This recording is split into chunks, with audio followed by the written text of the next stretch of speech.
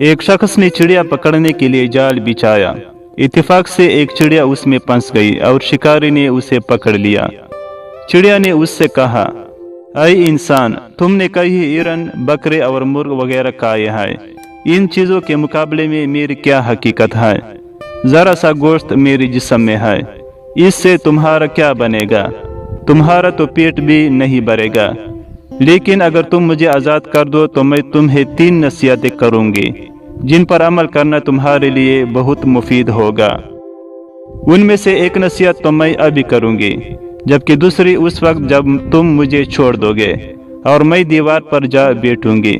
اس کے بعد تیسری اور آخری نصیحت اس وقت کروں گی جب دیوار سے اڑ کر سامنے درخت کی شاخ پر جا بیٹھوں گی۔ اس شخص کے دل میں تجسس پیدا ہوا کہ نہ جانے چڑیا کیا فائدہ مند نصیحتیں کرے گی۔ اس نے چڑیا کی بات مانتے ہوئے اس سے پوچھا، تم مجھے پہلی نصیحت کرو، پھر میں تمہیں چھوڑ دوں گا۔ چنانچہ چڑیا نے کہا، میری پہلی نصیحت یہ ہے کہ جو بات کبھی نہیں ہو سکتی اس کا یقین مت کرنا۔ یہ سن کر اس آدمی نے چڑیا کو چھوڑ دیا اور وہ سامنے دیوار پر جا بیٹھی۔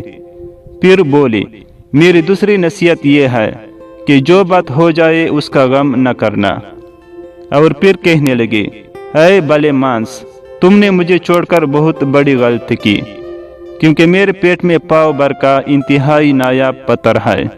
اگر تم مجھے ذبح کرتے اور میرے پیٹ سے اس موتی کو نکال لیتے تو اس کی فروخت کرنے سے تمہیں اس قدر دولت حاصل ہوتی کہ تمہارے آنے والے کئی نسلوں کے لیے کافی ہوتی اور تم بڑے رئیس ہو جاتے۔ اس شخص نے جو یہ بات سنی تو افسوس کرنے لگا اور پچھتایا کہ اس چڑیا کو چھوڑ کر اپنی زندگی کی بہت بڑی غلطی کی۔ اگر اسے نہ چھوڑتا تو میری نسلیں سنور جاتی۔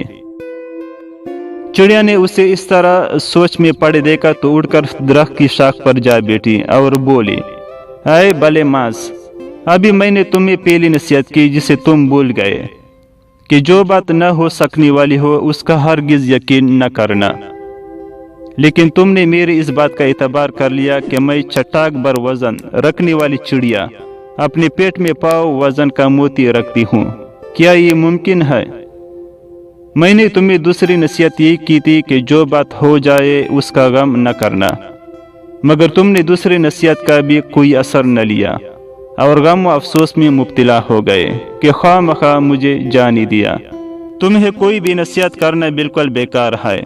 تم نے میری پہلی 2 نصیحتوں پر کب عمل کیا جو تیسری پر کرو گے؟ تم نصیحت کے قابل نہیں۔